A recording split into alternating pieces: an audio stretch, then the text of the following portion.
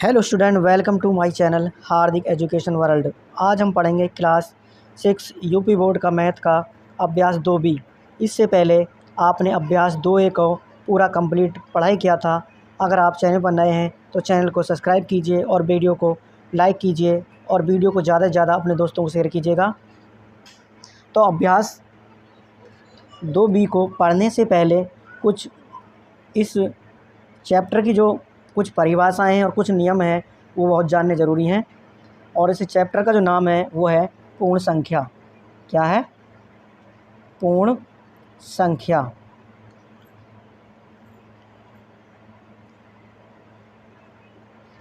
तो आइए कुछ परिभाषा और कुछ नियम के बारे में जानते हैं, जो इस प्रकार हैं। मैं आपको बताता हूँ। पहली है, पहला जो नियम है इसका, यानी पूर्ण संख्याएं। क्या है? पूर्ण संख्याएं।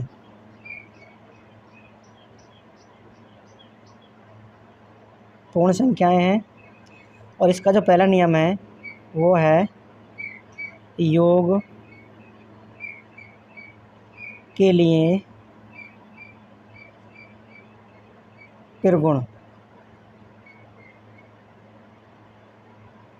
योग के लिए त्रिगुण है। तो इसमें योग के त्रिगुण में सबसे पहले आता है समरक त्रिगुण। क्या आता है? समरक त्रिगुण।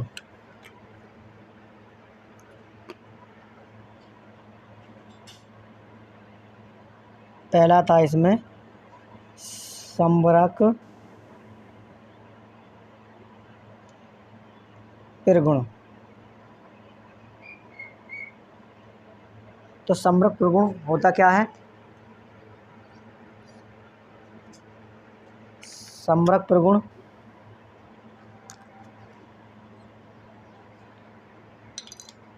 इसकी जो परिभाषा है वो बताता हूँ आपको। यदि दो पूर्ण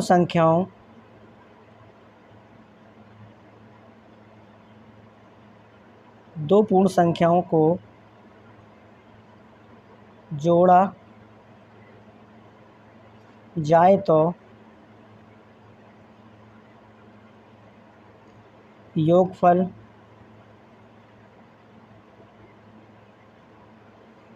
सदैव पूर्ण संख्या ही रहता है। क्या होता है? पूर्ण संख्या ही होता है। तो इसे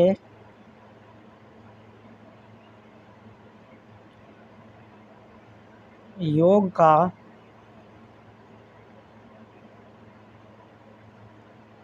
समरक त्रिगुण कहते हैं।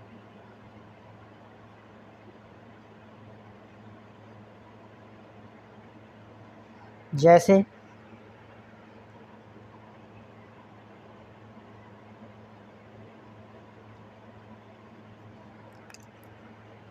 जैसे है पूर्ण संख्या 1 है और पूर्ण संख्या इसमें 3, यानी दोनों पूर्ण संख्या हैं। इन दोनों को जोड़ दें तो योगफल क्या हो जाएगा? 4। या और देख लेते हैं, जिससे 2 भी पूर्ण संख्या और 5 भी है।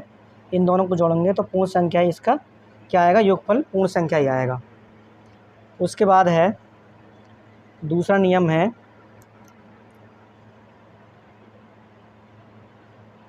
क्रम विनिमय त्रिगुण।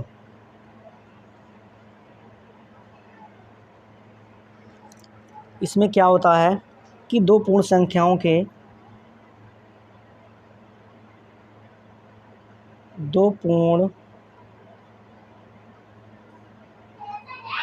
संख्याओं पर दो पूर्ण संख्याओं के योग। क्या आएगा यहाँ? गलत लिख के प्यारे विद्यार्थियों। दो पूर्ण संख्याओं के योग पर संख्याओं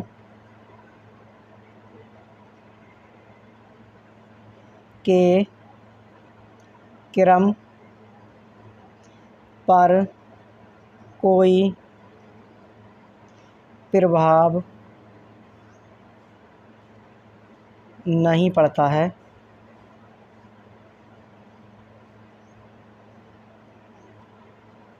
तो इसे योग का क्रम विनिमय त्रिगुण कहते हैं।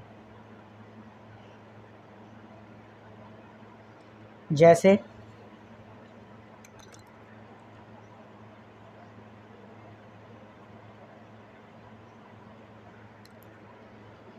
जैसे दो पूर्ण संख्या हैं 2 + 3, इन दोनों को जोड़ते हैं तो क्या इतना हो जाएगा 5, और इनके क्रम को चेंज करते हैं यानी 3 + 2, तो अभी हमारा क्या आ जाएगा योगफल 5 आ जाएगा। तो ये हमारा क्या है क्रम विनिमय त्रिगुण है, यानी दो संख्या हमारी पूर्ण संख्या है 2 + 3 5, और इन संख्याओं के क्रम को बदल दूँ यानी 3 के स्थान पर 2 और 2 के स्थान पर 3 कर दूँ तो भी हमारा योगफल कितना आएगा 5 ही आएगा। ये हमारा क्या है क्रम विनिमय त्रिगुण है। उसके बाद है तस्मक अवयव। तीसरा है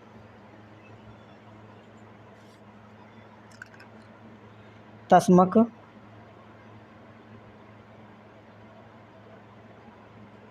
अवयव।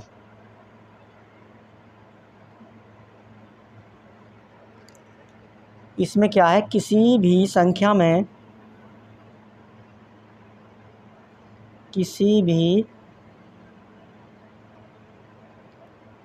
संख्या में अगर हम क्या करें 0 यानी शून्य को जोड़ दें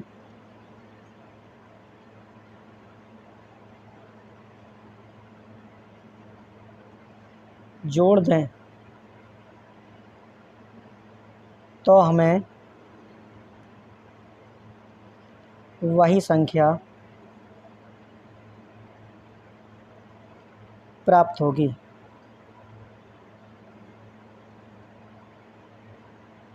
क्या होगी प्राप्त होगी। तो इसे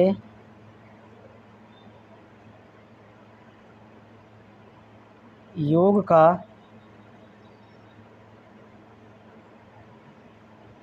तस्मक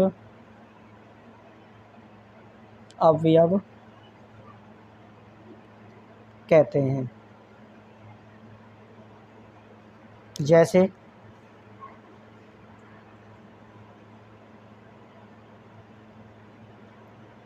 है 2 है पूर्ण संख्या और इसमें हम 0 को जोड़ दें तो क्या आएगा हमारा योगफल हमारा 2 ही आएगा। क्या आएगा योग 2 ही आएगा, या 0 में हम 2 को जोड़ लें तो अभी हमारा योगफल क्या आएगा 2 ही आएगा। तो ये क्या है हमारा तस्मक अवयव है। उसके बाद है सहचर्य यानी सहचार्य प्रगुण। चौथा है सहचर्य प्रगुण।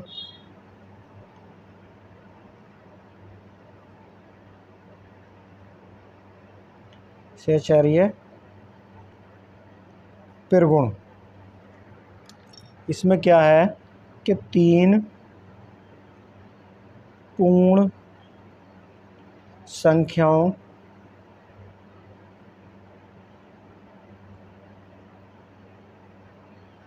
को जोड़ते समय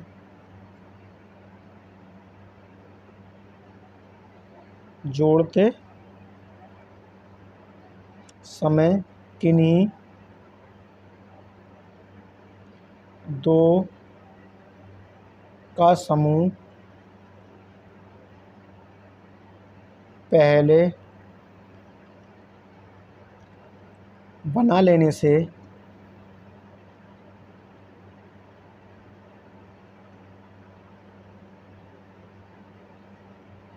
योग में कोई अंतर नहीं पड़ता है।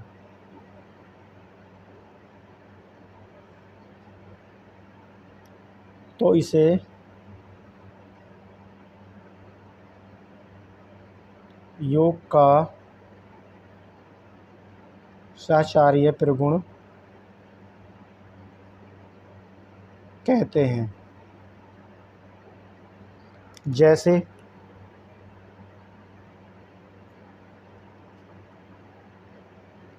जैसे में कि 2 और +4 यानी ये कोष्टक के अंदर है, इनका एक समूह बना लेते हैं और +5 तीसरी संख्या हो जाएगी बराबर 2 + 4 + 5 कर लेते हैं। तो कितने 4 और 2 6, 4 और 2 6 + 5 तो कितना आएगा बराबर 11 और 4 और 5 9 और 2 इधर भी कितना आ जाएगा 11। तो क्या होगा यानी योग पर कोई अंतर नहीं पड़ेगा और यही हमारा क्या है सहचार्य त्रिगुण है। अब प्रश्नावली 2B को देखते हैं। प्रश्नावली है 2B और चैप्टर का नाम है पूर्ण संख्या। तो प्रश्न नंबर इसका फर्स्ट है कि संख्या रेखा पर अंकित योग तथ्यों को लिखिए। यानी संख्या रेखा पर अंकित योग तथ्यों को लिखिए। या आप इसमें यहाँ पर आप चित्र देख रहे हैं तो इसमें हमें बताना है, इसके योग तथ्य बताने हैं। तो इसमें हम क्या देखते हैं कि सबसे पहले इसमें क्या होता है कि सबसे पहले इसमें जो शुरुआत होती है वो 0 से देखते हैं हम। और कहाँ तक जा रहा है 0 से पहले जा रहा है 4 और उसके बाद फिर बड़ा वाला कहाँ पहुँच रहा है 9। तो पहले हम क्या करेंगे 0 से कितना है 4 है तो यहाँ पर लिख लेंगे, जो हल जो करेंगे यहाँ पर लिख लेंगे यानी 4 और प्लस यानी यहाँ से गिनेंगे 0 को तो हम गिनते नहीं है 1 2 3 4। उसके बाद यहाँ गिनेंगे 1 2 3 4 5 तो 4 में 5 जोड़ देंगे तो कितना हो जाएगा 9। और ये जो बड़ी वाली रेखा है ये भी कहाँ पर मिल रही है 9 पर भी मिल रही है, यानी 0 से स्टार्ट होकर कहाँ पर मिल रही है 9 पर। तो इस प्रकार हमारा आंसर जो हो जाएगा यानी 4 और +5 बराबर हो जाएगा 9 और यही प्यारे विद्यार्थियों हमारा आंसर है।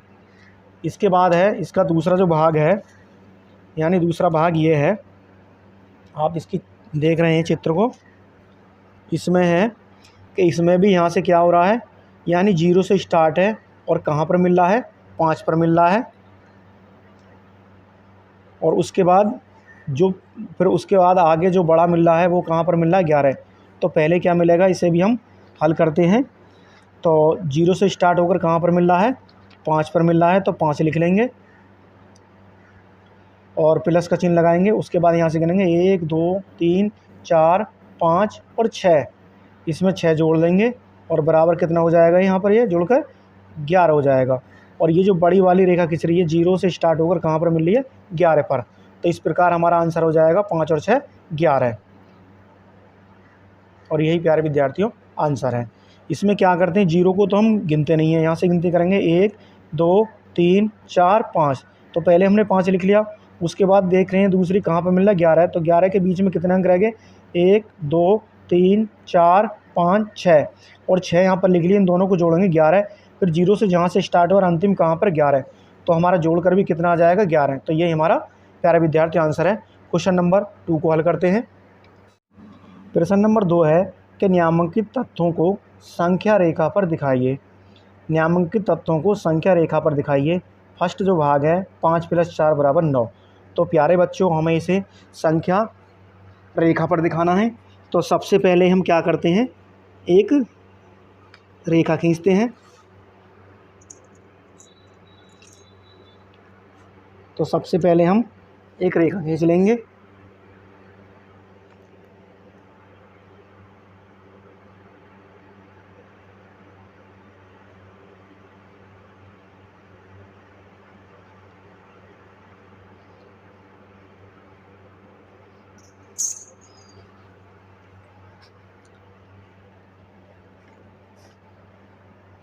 और इस पर हम समान दूरी पर अंकों को लिख लेंगे। पहले हम 0 से स्टार्ट करेंगे और बिल्कुल समान दूरी पर अंकों को लिखेंगे।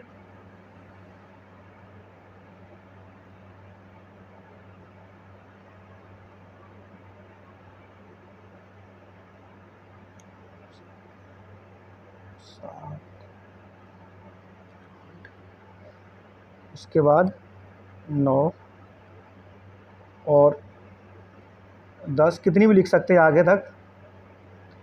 यहाँ पर तीर का निशान लगा लेंगे। अब हम इस पर यानी समान दूरी पर अंक लिख लिए हैं 0 1 2 3 4 5 6 7 8 9 10। आगे भी लिख सकते हैं आप प्यारे बच्चों। तो हमें कहाँ से स्टार्ट करना है? 0 से स्टार्ट करना और हमें पहले 5 पर पहुँचना है। तो 0 से स्टार्ट करेंगे हम। तो पहले एक एरो खींचेंगे ऊपर की तरफ और उसके बाद हमें कहाँ पहुँचना है? यानी 5, 1 2 3 4 5। तो हमें पहुँचना है 5 तक।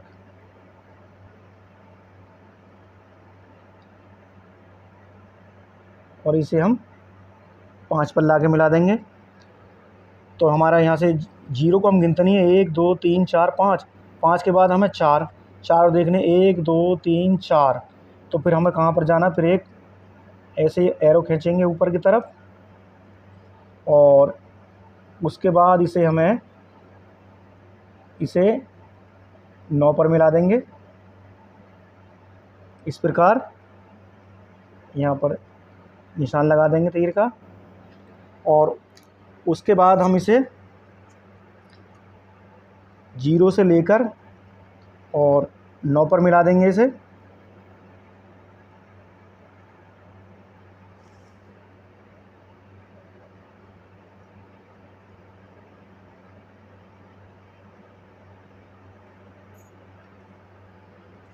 और इस प्रकार इसको हम आपस में मिला देंगे।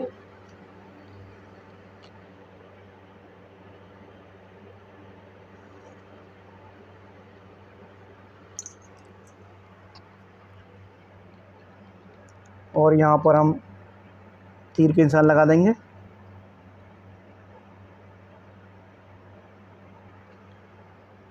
तो इस प्रकार हमारा क्या हो जाएगा? 5 + 4, यानी हम 0 से स्टार्ट करेंगे लेकिन 0 को सामने ले करते हैं। 1 2 3 4 और 5। तो 5 तक खींची पहले हमने रेखा।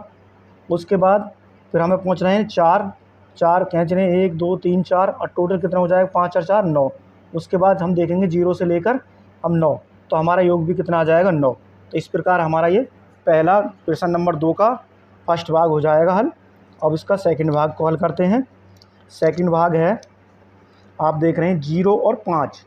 कितना देख रहे हैं? 0 और 5। इसको भी हमें संख्या रेखा पर हल करना है। तो पहले एक हम रेखा खींच लेते हैं।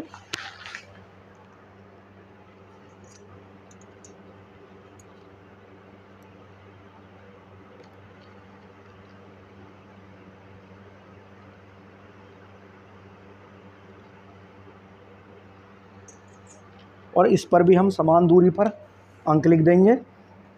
पहले लिखेंगे हम 0 लिखेंगे,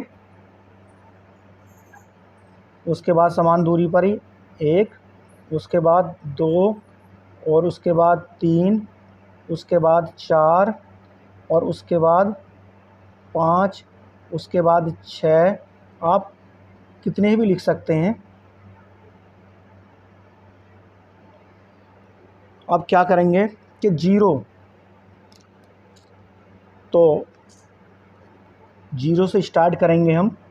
तो 0 से स्टार्ट करेंगे, यहाँ से हम ऊपर की तरफ एक एरो खींचेंगे और उसके बाद हमें कहाँ जाना? 0 तो यहाँ पर ही है। उसके बाद हमें 5, तो यहाँ से गिनेंगे 1 2 3 4 और 5। और हमें कहाँ पहुँचना है? हमें फिर उसके बाद 5 तक खींचने से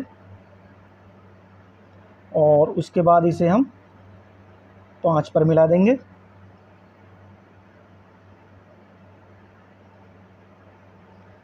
उसके बाद जहाँ से स्टार्ट किया है हम यहाँ से एक ऊपर की तरफ एक रेखा खींचेंगे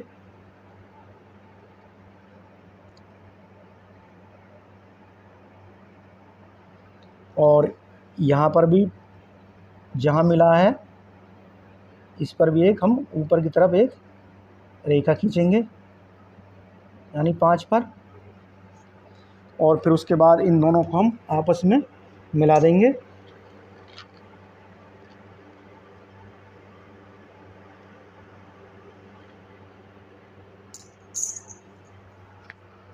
तो इस प्रकार हमारा जो ये प्रश्न नंबर 2 है, इसका हमारा संख्या रेखा पर हम इसको आपको दिखा दिया है।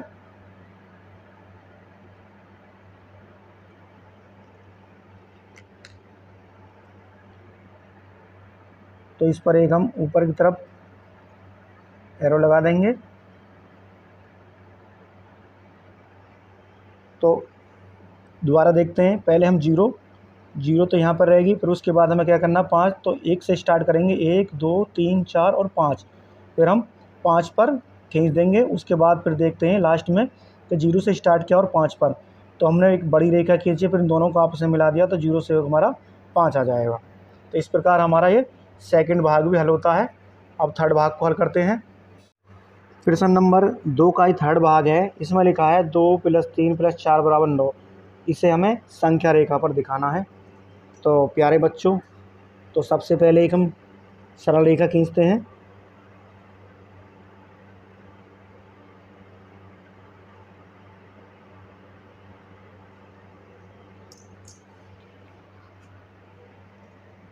उसके बाद इस पर हम अंक लिखेंगे, 0 से स्टार्ट करेंगे। 0 समान दूरी पर 1 2 3 4 5 6 7 8 9 और उसके बाद 10, उससे आगे खींच सकते हैं 11।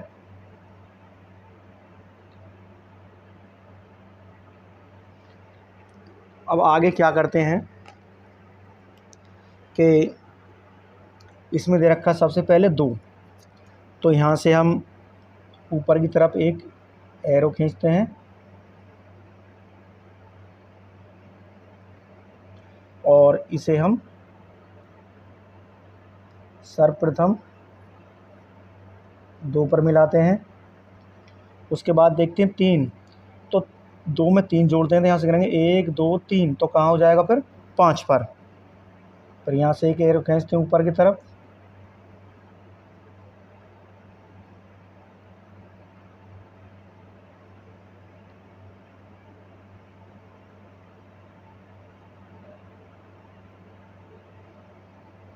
और इसे 5 से मिला देते हैं। उसके बाद देखते हैं 4, तो 1 2 3 4, तो 5 में 4 जोड़ेंगे कितना हो जाएगा 9। फिर ऊपर की तरफ एक एरो खींचते हैं,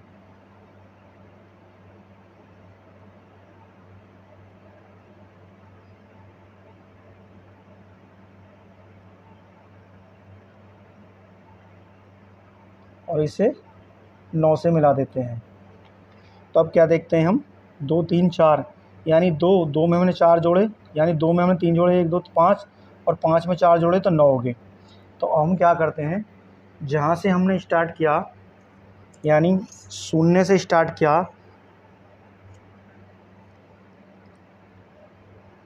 हमने कहाँ से स्टार्ट किया, 0 से स्टार्ट किया, और अंतिम कहाँ पर मिला जाके हमारा 9 पर मिला, तो इसे हम आपस में मिला देंगे।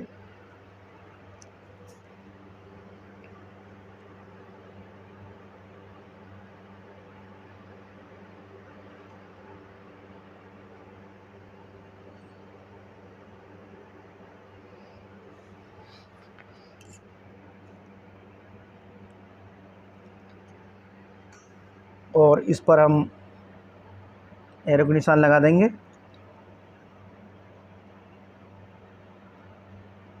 तो इस प्रकार हमारा क्वेश्चन नंबर 2 का थर्ड भाग हल हो जाएगा। तो इसमें सबसे पहले क्या है प्यारे बच्चों, पहले हम 0 से स्टार्ट करते हैं, उसके बाद क्या है 2 है, तो 2 पर खींचेंगे इस रेखा को, फिर उससे आगे फिर 3 है, 3 को जोड़ देंगे इसमें, यहाँ से 1 2 3, 3 और 2 कितने, 2 और 3 कितने हो जाएंगे 5। उसके बाद फिर 4 है, तो 4 जोड़ लेंगे, 1 2 3 4 9। तो हमारा हो जाएगा 9, यानी 3 3 2 और 3 5 5 4 9। फिर जहाँ से स्टार्ट किया वहाँ से हम अंतिम इसे मिला देंगे। तो इस प्रकार हमारे क्वेश्चन नंबर 2 का थर्ड भाग हल हो चुका है। अब क्वेश्चन नंबर 3 को हल करते हैं। क्वेश्चन नंबर 3 है कि निम्नांकित कथनों में रिक्त स्थानों की पूर्ति कीजिए। प्यारे बच्चों, निम्नांकित कथनों में रिक्त स्थानों की पूर्ति कीजिए। फर्स्ट भाग इसका 345 प्लस 789, और ये बॉक्स बना हुआ है, इसमें लिखना हमें कि कितना आएगा और प्लस 345। तो मैंने आपको क्रम विनीय प्रगुण बताया कि दो पूर्ण संख्याओं का जो योग पर संख्या के क्रम पर कोई प्रभाव नहीं पड़ता है, तो इसे योग का क्रम विनीय पूर्णांक कहते हैं। यानी 345 प्लस 789, तो यहाँ पर क्या आ जाएगा हमारा, यानी यहाँ पर हमारा आ जाएगा 789। कैसे? जैसे अगर 2 में हम 3 जोड़ते हैं तो 5 आ जाएगा, और 3 में हम प्लस 2 जोड़ते हैं तब भी हमारा 5 आ जाएगा। अगर इन दोनों को जोड़ते हैं तो इनका योग भी वही होगा, और इन दोनों को जोड़ते हैं तो इनका योग भी यही होगा, यानी चेंज नहीं होगा। तो ये क्या है, हमारा क्रम विनिमय प्रगुण है। उसके बाद है कि 2889 प्लस 0, 2889 प्लस 0। तो प्यारे बच्चों, मैंने आपको तस्मक अव्यय बताया कि किसी भी संख्या में अगर हम 0 को जोड़ दें तो हमें वही संख्या प्राप्त होगी। अगर हम इस संख्या में इसे जोड़ दें, 0 को जोड़ दें संख्या में, तो हमें यही संख्या प्राप्त होगी। ये हमारा क्या हो जाएगा, तस्मक अव्यय प्रगुण है ये। तो यहाँ पर क्या आएगा, 2889। आगे हल करते हैं। आगे है, इसी का है थर्ड भाग है कि कोष्टक के अंदर है 234 प्लस 456, कोष्टक बंद है, प्लस 789, उसके बाद खाली स्थान है प्लस 756 प्लस 789। तो इसमें क्या है, ये हमारा क्या है, ये वितरण प्रगुण है। यानी पहले दोनों कोष्टक में बंद कर लिए हमने, ये इसे ही बताता हूँ मैं आपको। हाँ सॉरी, ये हमारा सहचार्य प्रगुण है। यानी 234 प्लस 456 और प्लस 789, खाली स्थान है प्लस 456 प्लस 789। यानी 3 पूर्ण संख्याओं को जोड़ते समय किन्हीं दो, यानी 3 पूर्ण संख्याओं को जोड़ते समय किन्हीं दो संख्याओं का समूह पहले बना लेते हैं, तो इन दोनों के योग में कोई अंतर नहीं पड़ता। जैसे 234 प्लस 456 इन दो और प्लस 789, इन तीनों को जोड़ेंगे और इन तीनों को जोड़ेंगे, यहाँ पर जो संख्या आएगी यानी 456 789, तो आपका यहाँ पर कितनी आ जाएगी, 234 आ जाएगी। इन तीनों को जोड़ेंगे और इन तीनों को जोड़ेंगे तो इनके योग पर क्या होगा, कोई अंतर नहीं पड़ेगा। इन दोनों का योग कैसा आएगा, समान आएगा कि जोड़ने पर। तो ये कौन सा नियम हमारा, सहचार्य प्रगुण है। और यही प्यारे विद्यार्थियों आपके आंसर हैं। तो आगे देखते हैं क्वेश्चन नंबर 4 को। क्वेश्चन नंबर 4 है कि पूर्ण संख्याओं के घटाने की सक्रिया क्रम विनिमय नहीं है। पूर्ण संख्याओं के लिए घटाने की सक्रिया क्रम विनिमय नहीं है। 3 विभिन्न युग्म लेकर इसकी जांच कीजिए। तो हम पहले लेते हैं, तो मान लेते हैं हम 2 में से हम 4 घटाएं तो कितना बचेगा हमारा, -2। उसके बाद अगर हम 4 में से -2 घटाएं तो +2 बचेगा। इसी प्रकार दूसरा उदाहरण ले लेते हैं, अगर 3 में से हम 4 घटाएं तो -1 बचेगा। उसके बाद अगर 4 में से 3 घटाएं तो +1 बचेगा। उसके बाद है थर्ड, अगर हम 6 में से 3 को घटाएं तो +3 बचेगा। अगर 3 में से -6 घटाएं तो -3 बचेंगे। तो इसमें क्या होता है कि प्यारे बच्चों, क्रम विनिमय नियम में जो घटाने में लागू नहीं होता है। तो प्यारे बच्चों, कहने का मतलब है कि क्रम विनिमय प्रगुण में जो घटाने में यह नियम लागू नहीं होता है। और प्यारे विद्यार्थी, यही आपका आंसर है। तो प्यारे विद्यार्थियों, अगर आपको हमारी वीडियो पसंद आई तो प्लीज़ हमारे चैनल को सब्सक्राइब कीजिएगा, बेल आइकन को प्रेस कर लीजिएगा, जिससे हमारी हर आने वाली नई वीडियो का नोटिफिकेशन आपको समय समय पर मिलता रहे। तो आइए फिर मिलते हैं एक और नई प्रश्नावली के साथ। तब तक के लिए जय हिंद, जय भारत।